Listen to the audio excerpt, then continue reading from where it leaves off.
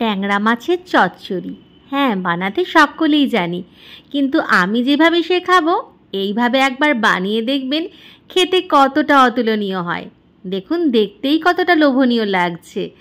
হাতে মেখে সুন্দর করে বসিয়ে দেব, আর একদম কিছুই করতে হবে না। চলুন দেখে নেওয়া যাক আজকে হাতে মাখা ট্যাংরা মাছের চচ্চড়ির রেসিপিটা। এর জন্য যে পাত্রে আমি ট্যাংরা মাছের চচ্চড়িটা বানাবো মানে কড়াইতেই আমি নিয়ে নিচ্ছি লম্বা করে সরু করে কাটা আলু, কুচনো পেঁয়াজ, একটু বেশি করে নিচ্ছি পেঁয়াজটা, একটু হাতে এরকম গুঁড়ো গুঁড়ো করে দিচ্ছি, সাথে নিচ্ছি একটা বড় টমেটো কুচি, আর নিচ্ছি বেশ কতগুলো রসুনের কোয়া, প্রায় 10-12টা রসুনের কোয়া নিয়েছি, আর হাত ভর্তি করে কাঁচা লঙ্কা যেগুলো আমি চিড়ে নিয়েছি। সাথে বেসিক মশলায় যাচ্ছে হলুদ গুঁড়ো, লঙ্কা গুঁড়ো, সামান্য একটু জিরে গুঁড়ো, আর পরিমাণ মতো নুন। ব্যাস আর কিছু না মশলার মধ্যে। এরপর দিয়ে দেব সর্ষের তেল আর সামান্য একটু হাত ধুয়ে জল। ভালো করে আগে সব কিছু মেখে নিচ্ছি, সর্ষের তেল আর জলটা একটু পরে দেব।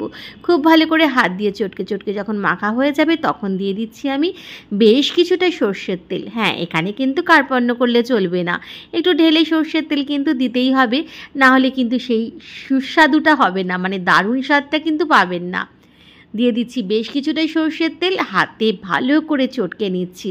এইভাবে হাতে মেখে যদি চটকে বসানো যায় এর স্বাদ কিন্তু দ্বিগুণ হয়। হাতটা তো অবশ্যই পরিষ্কার থাকতেই হবে, এটার বলার অপেক্ষা রাখে না। খুব ভালো করে সুন্দর করে হাত দিয়ে এইভাবে চটকে চটকে মেখে নিচ্ছি। তারপর এর মধ্যে দিয়ে দেব ট্যাংরা মাছগুলো, যেগুলো আমি আগেই ধুয়ে কেটে পরিষ্কার করে রেখেছি। দিয়ে দিচ্ছি এবার এর মধ্যে ধুয়ে পরিষ্কার করে রাখা ট্যাংরা মাছগুলো। এগুলো আমি একটু নুন দিয়ে ভালো করে ধুয়ে নিয়েছি যাতে পরিষ্কার চকচকে হয়ে যায়। সব ট্যাংরা মাছগুলো দিয়ে এবার মশলার সাথে ভালো করে মাছগুলো মাখিয়ে নেব, যাতে সমস্ত মশলাটা মাছের গায়ে সুন্দরভাবে মিলে মিশিয়ে একেবারে একাকার হয়ে যায়। খুব ভালো করে একটু আগে মেখে নিয়ে আমি রেখে দেব আধ ঘন্টা মতো। আধ ঘন্টা পর আমি গ্যাসের ফ্লেমটা অন করে এটা বসিয়ে দেব, কিন্তু মাখাটা অবশ্যই ধৈর্য ধরে মাখতে হবে। এটাই বারবার বলছি যে এখানে মাখাটাই কিন্তু আসল, খুব চটকে চটকে ভালো করে মাখতে হবে যাতে এই রকম সব কিছু মিলেমিশে একেবারে একাকার হয়ে যায়। সুন্দর করে মাখা কিন্তু আমার হয়ে গেছে। এইবারে আধ ঘন্টা এটা আমি ঢাকা দিয়ে রেখে দেব। আধ ঘন্টা পর তারপর খালি গ্যাসের ফ্লেমটা অন করে বসিয়ে দিলেই হয়ে যাবে। তবে মেখে নেওয়ার পরে আমি একটুখানি হাত ছোঁয়া জল দিয়ে দেব। খুব অল্প পরিমাণে জল দেব, বেশি জলের ব্যবহার এখানে করব না, যেহেতু এটা একেবারেই মাখা মাখা হবে। হাত ধুয়ে এই জলটাই দিয়ে দেব, এতে কিন্তু স্বাদটা দ্বিগুণ হবে। রান্নাটা কিন্তু একেবারে অর্ধেকটা রেডি হয়ে গেছে বলাই যেতে পারে। আধ ঘন্টা মেখে রেখে দিয়েছিলাম, আধ ঘন্টা পরে গ্যাসের ফ্লেম অন করে একটা ঢাকা দিয়ে গ্যাসের ফ্লেমটা বাড়িয়ে দিলাম 5 মিনিটের জন্য। 5 মিনিট পর ঢাকাটা খুলে নিচ্ছি। ঠিক এই রকম টক বক করে মাছটা কিন্তু তখন ফুটতে শুরু করবে। আলগা হাতে খুন্তি দিয়ে একটু আলতো করে নেড়ে দেবো যাতে মাছগুলো ভেঙে না যায়। খুব ভালো করে একটুখানি নেড়ে চেড়ে নেব যাতে নিচটা লেগে না যায়। এবারে খুব ভালো করে নেড়ে চেড়ে নেওয়ার পরে আবারও একবার ঢাকা দিয়ে রেখে দেব। এইভাবে মাঝে মাঝে নেড়ে চেড়ে নেব আর ঢাকা দিয়ে দেব।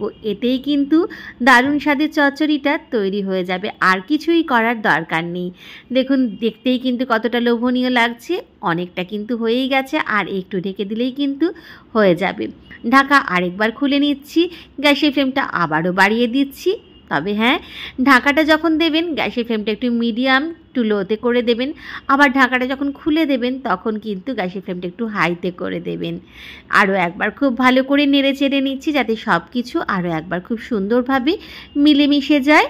তারপরে আরও একবার আমি একটুখানির জন্য ঢেকে দেব, তাতে কিন্তু রান্নাটা রেডি হয়ে যাবে। দেখুন মাছগুলো কিন্তু সুন্দরভাবে সিদ্ধ হয়ে গেছে। অলমোস্ট প্রায় আমি 15 মিনিট ধরে এইভাবে ঢেকে ঢেকে রান্নাটা করছি, তাই জন্য এই মাছগুলো একেবারেই সুসিদ্ধ হয়ে গেছে। শেষবারের মতো একটু ঢেকে দিলাম। এরপর 5 মিনিটের জন্য ঢাকাটা দিয়ে তারপর খুলে নেব। খুলে নিচ্ছি ঢাকনাটা। 5 মিনিট হয়ে গেছে। দারুণ স্বাদের ট্যাংরা মাছের চচ্চড়ি একেবারে রেডি। আর দেরি কেন, সাদা ভাত নিয়ে নিলেই হলো। একটা প্লেটে নিয়ে নিচ্ছি সাদা ভাত, সাথে নিয়ে নিচ্ছি এই ট্যাংরা মাছের চচ্চড়ি। ব্যাস আর কি কিছু লাগবে? সাদা ভাত দিয়ে খেতে এই ট্যাংরা মাছের চচ্চড়ি কিন্তু অসাধারণ লাগে। একদম মাখো মাখোভাবে করে নিয়েছি, একটুও ঝোল রাখিনি। এতে কিন্তু স্বাদটা খুব সুন্দর হবে, মানে অতুলনীয় হয়ে যাবে এতেই, একদম যখন সব কিছু মাখো মাখো হয়ে যাবে।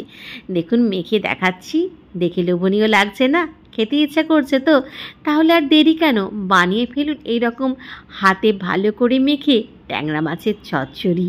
রেসিপিটা ভালো লাগলে অবশ্যই একবার এই পদ্ধতিতে বানিয়ে দেখুন, ঠিক যেইভাবে আমি দেখালাম এইভাবেই বানিয়ে দেখুন। তাহলে কিন্তু বুঝতে পারবেন যে এটা কতটা অতুলনীয় হয়। আর রেসিপিটা ভালো লাগলে লাইক, কমেন্ট, শেয়ার করতে কিন্তু ভুলবেন না। ভালো থাকবে।